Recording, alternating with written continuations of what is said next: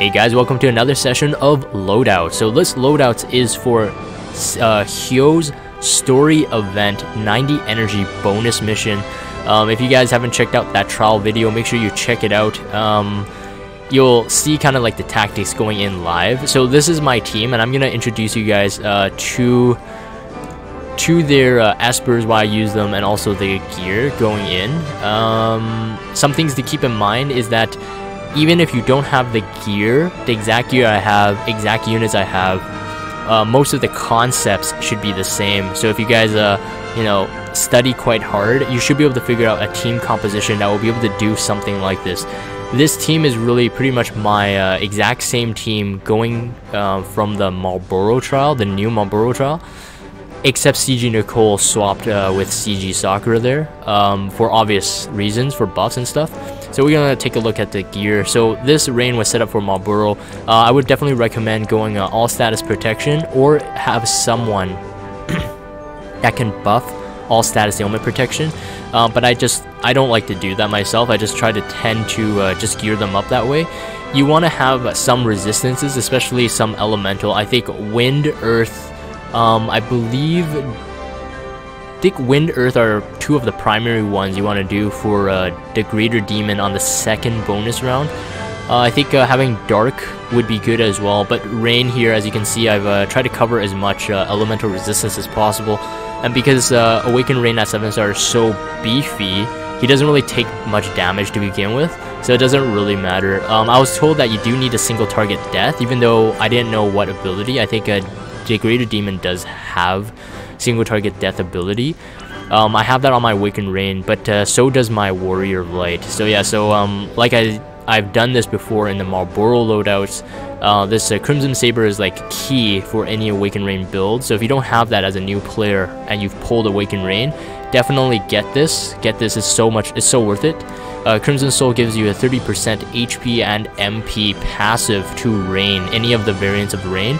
And of course I have this random item world, so it's a 62% HP passive straight from that sword itself, not counting everything else yet. SQ-chan, of course, this is Ramza's STMR. If you don't have this STMR, you can get a similar shield from the Torturous Trio, or even rather the Octopus Teacher has something similar as well, really for the elemental resistance.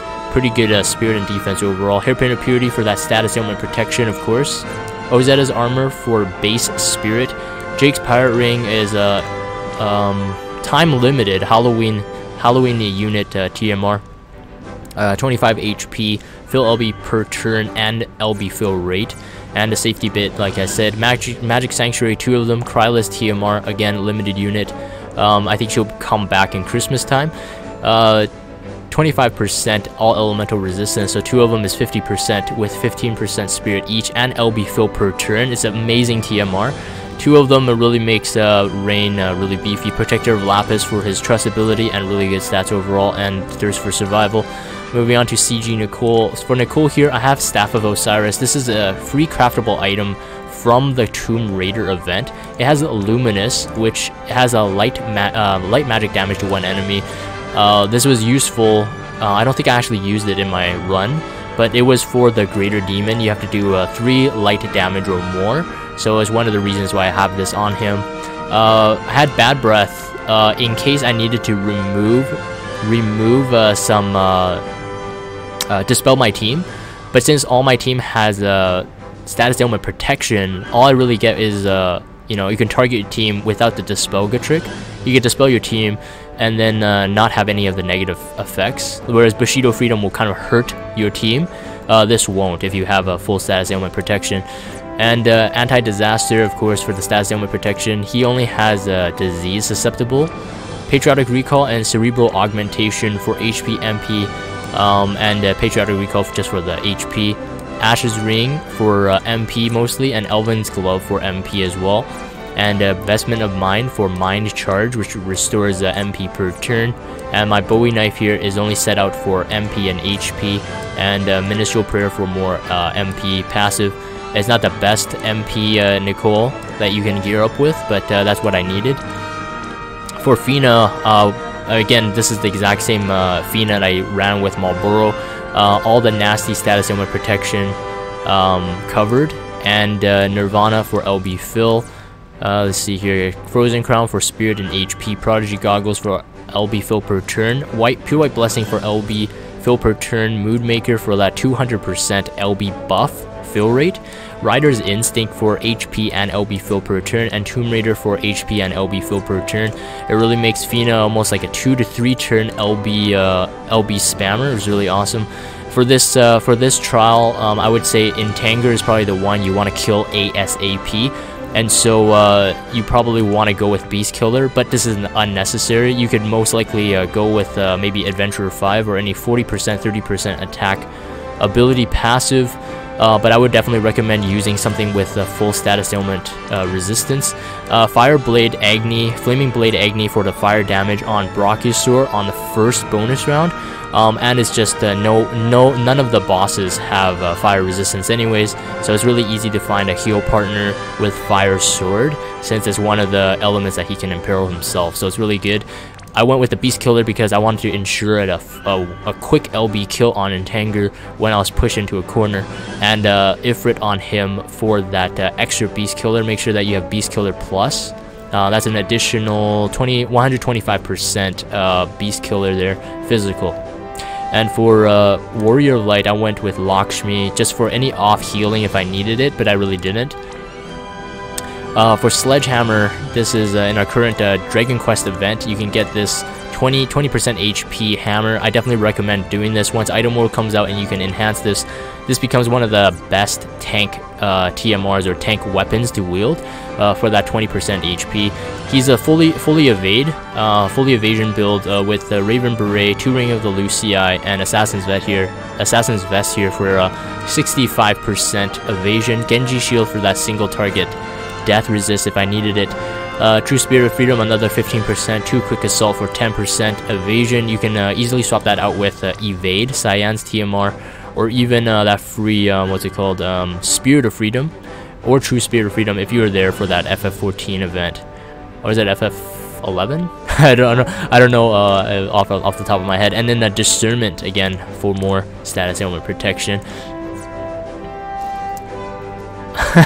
Mindy Celeste making a joke. No Martial Glove for Fina. Yes, I've been told not to use Martial Glove and rather to use Prodigy Goggles. For your friend unit, I would definitely recommend, if you have a contact with your friend or find a friend with status ailment protection, it just really saves you the hassle, but you don't really need it if you can have a status ailment protection buff. So like Mystia could do it, Awakened Rain can do it, let's see who else, or just cure the status ailments. I think that's pretty much key. This isn't the exact unit that I went with. This one is set for Marlboro here with Plant Killer, but I went with PMA again, and PMA was also set up for Marlboro, but he had a bit higher attack. I think about a 1900 attack with status ailment protection, only 1 Plant Killer. But he had Ifrit at Beast Killer Plus, so that's what really needed. So a couple things for the trial. Again, watch that trial video if you want to see it in real time. But those are the reasons why I went with those gears. So if you can kind of replicate that, you should be able to have no problems beating it, hopefully. I would definitely recommend having multiple espers. If you're not running an esper summoner, like a summoner, run multiple espers that can do damage, since you need to kill Brachiosaurus with esper kill. So easily, I think on this team, I could have swapped out Lakshmi for Bahamut here for Warrior Light, and that may have helped, but I used the Phoenix instead anyway. Phoenix for re-raise, and Phoenix also has raise, so that Nicole can dual cast it because he has innate dual cast. It comes in handy for sure. And Warrior of Light, of course, himself, he has raise, and Fina can re-raise, raise, full party raise, and Rain can raise, so everyone pretty much can raise. So if you run into trouble, make sure you just have units that can support multiple roles. That's always the way I like doing it. On the first one, the Brachiosaurus, I would say the hardest part is actually to get the Esper gauge before killing him. He has 1.2 million HP. He does buff up his own damage mitigation for 1 turn on certain thresholds, and on that first initial turn, once you dispel him, you should chain and hit him as hard as possible on that turn. I would definitely, if you're going with Hyoh, use Ruthless Blade for Onion Knight chaining family. Onion Knight chaining Splendor frames are very famous for getting a return of orbs and LB crystals, esper orbs. The reason is because of the high damage count or high hit count. And if you could chain 2 of them together, I think you get a 47 chain. So you should be able to get some esper orbs off there. And once he's ready, you can break his defense and spirit, and just chain and make sure you esper kill it. The demon, as long as you cover... Oh, actually, wait, one thing for Brachiosaurus really quick is that for Brachiosaurus, focus on covering physical. If your tank is beefy enough, you should be able to cover it.